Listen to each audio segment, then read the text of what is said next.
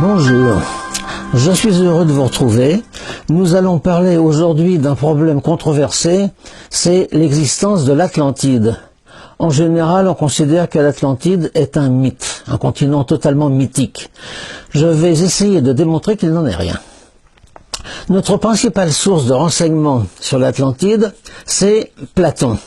Or, Platon nous dit que l'Atlantide était un continent situé au-delà des colonnes d'Hercule, ce qui veut dire au-delà du détroit de Gibraltar, autrement dit en plein Atlantique. C'était une grande île, d'après Platon, qui mesurait à peu près 3 millions de kilomètres carrés, transformée évidemment en mesure moderne, ce qui fait à peu près 6 fois la France. Elle était composée d'une plaine de 200 000 kilomètres carrés, à peu près 5 fois la Suisse, entourée d'une ceinture de montagnes. Au sud de cette plaine, il y avait la capitale, qui était reliée à la mer par un canal.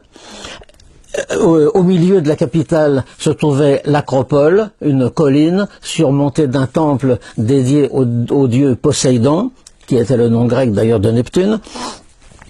Le degré de civilisation des habitants, les Atlantes, était assez élevé, pas élevé d'une façon extraordinaire, mais plus élevé que l'Europe. Ils connaissaient déjà le travail des métaux, alors que l'Europe, on était encore à l'âge de pierre. Ils avaient des mines, notamment d'or, de cuivre et d'orichalque, un métal inconnu. On suppose que c'était un alliage or-cuivre, mais sans certitude. Platon nous raconte qu'un jour, les dieux ont envoyé sur l'Atlantide un déluge et un raz-de-marée absolument extraordinaire qui a fait que l'île a été engloutie dans les flots en l'espace d'une nuit. Il s'agit probablement d'un effondrement de terrain. Les rescapés, parce qu'il y en a eu certainement, se sont enfuis en bateau vers l'Afrique, c'est-à-dire vers l'Est, peut-être aussi vers l'Europe, c'est difficile à savoir, et naturellement également vers l'Ouest, c'est-à-dire vers l'Amérique. Comment Platon connaissait-il cela? C'était à la suite de la découverte des manuscrits de Solon qui remontaient à peu près au VIe siècle avant l'ère chrétienne. Comme le pays occupait le centre de l'océan Atlantique, il est bien probable que les Açores en sont les vestiges. Alors l'Atlantide, est-elle un mythe ou une réalité? En général, la science universitaire considère qu'il s'agit d'un mythe inventé par Platon qui aurait utilisé ce moyen pour décrire une société idéale.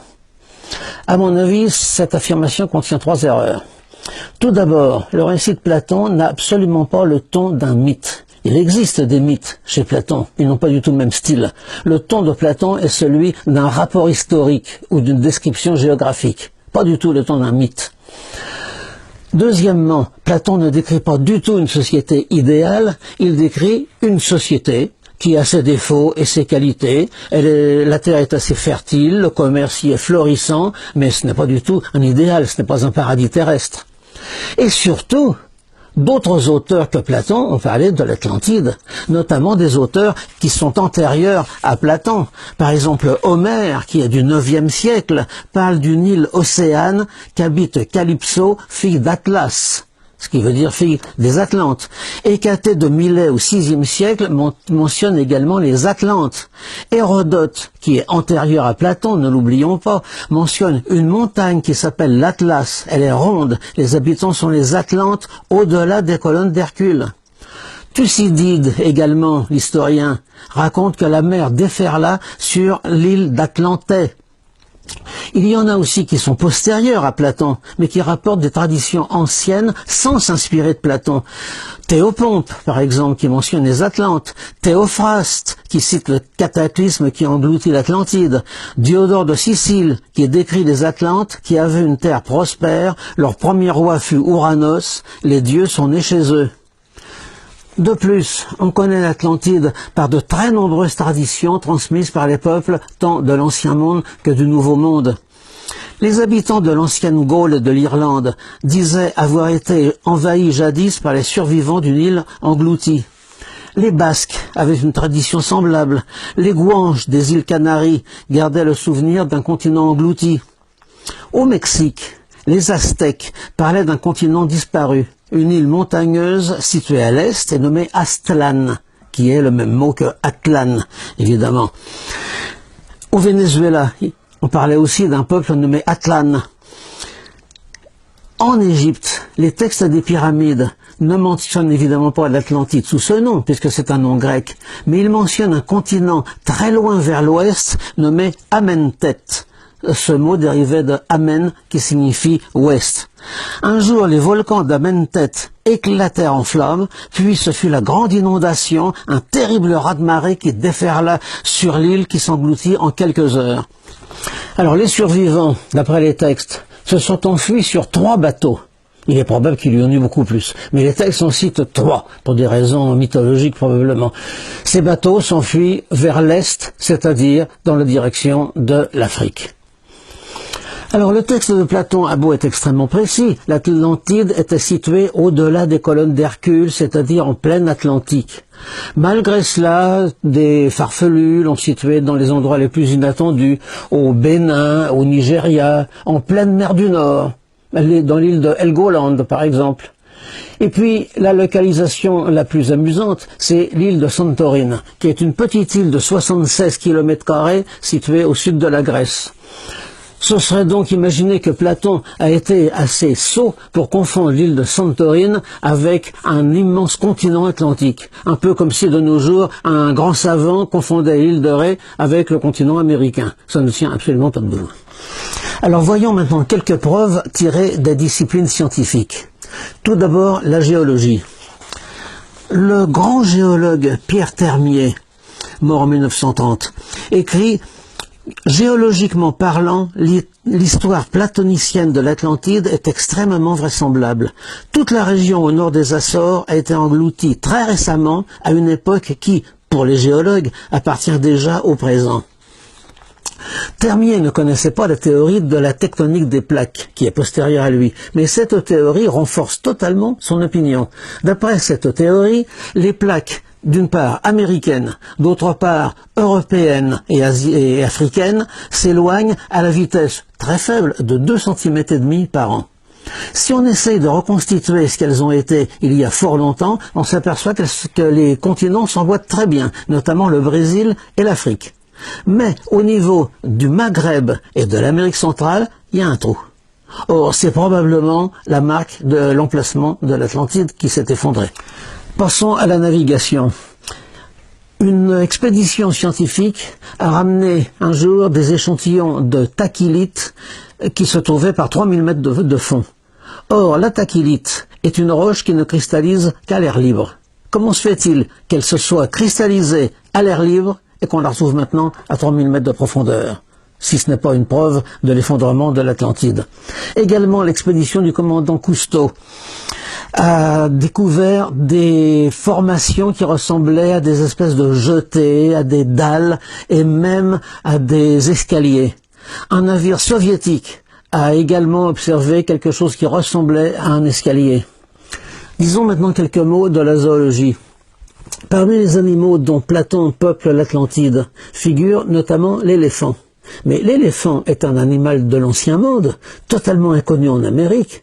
Comment est-ce que les Amérindiens auraient-ils pu le connaître? Or justement, on a retrouvé en Amérique centrale des représentations très nettes d'éléphants.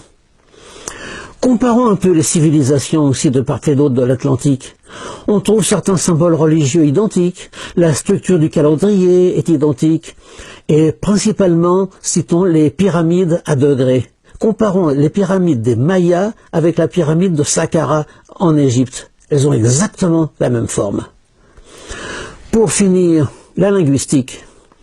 On a pu établir une vingtaine de mots, c'est pas énorme, qui se ressemblent énormément entre les langues d'Amérique et les langues d'Europe. L'exemple le plus typique, c'est le mot pour Dieu, qui se dit Théotre dans la langue des Aztèques au Mexique et qui se dit Théos en grec. Essayons maintenant de savoir ce que sont devenus les rescapés de la catastrophe qui engloutit l'Atlantide. Il ne faut pas compter sur Platon pour cela. Platon n'en dit pas un mot.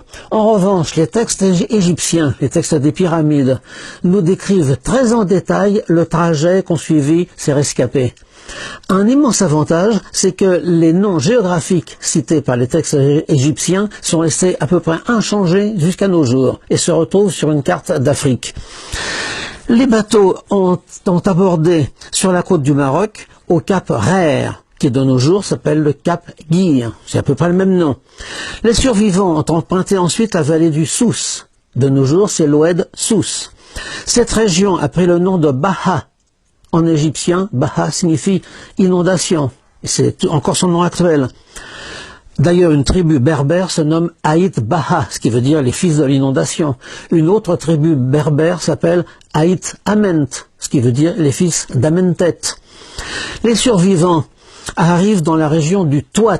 Les textes égyptiens l'appellent le Touat, et de nos jours, elle s'appelle encore le Touat. Ils atteignent Gat, traversent le Fezzan en Libye. Ils passent par Djagaboub au nord-est de la Libye et aboutissent enfin au Nil.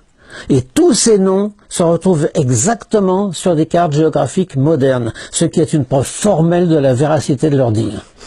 En conclusion, cette migration, à mon avis, ouvre des horizons insoupçonnés sur le passé de l'humanité. Malheureusement, les milieux universitaires ne montrent pas beaucoup d'empressement à en étudier les détails. À mon avis, voilà ce qui s'est passé. Après le cataclysme, le souvenir de ces événements bien réels s'est estompé et une mythologie s'est constituée. Le royaume des morts, au sens propre, c'est-à-dire Amentet, l'Atlantide engloutie, est devenu le royaume des morts au sens religieux, au sens figuré. Il est frappant que dans la région égyptienne, le Touat était une sorte de purgatoire qu'il fallait traverser avant d'arriver au royaume des morts. Or, la migration des survivants a traversé le Touat, région du sud-est de l'Algérie, avant d'arriver jusqu'au Nil en Égypte. C'est de là que vient cette croyance que à la mort d'un homme, son âme devait refaire d'est en ouest le trajet que ses ancêtres les Atlantes avaient fait d'ouest en est. Et ce voyage se faisait sur la barque d'Isis. Il est frappant à ce sujet que la barque d'Isis est toujours représentée voguant d'est en ouest, ce qui prouve qu'elle ne vogue pas sur le Nil, puisque le Nil coule du sud vers le nord. Si tout cela est vrai, eh bien il faut en conclure que la civilisation qui a influencé les autres civilisations, au moins de part et d'autre de l'Atlantique, c'est la civilisation des Atlantes, dont en fin de compte nous sommes les héritiers. Alors pour ceux qui sont intéressés par ce sujet, je signale que j'ai écrit un petit livre, L'Atlantide, le continent perdu, qu'on peut se procurer à mon adresse.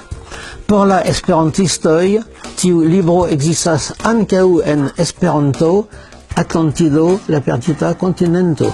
Ne hezitu kontakti min. Ĝis revido. Au revoir.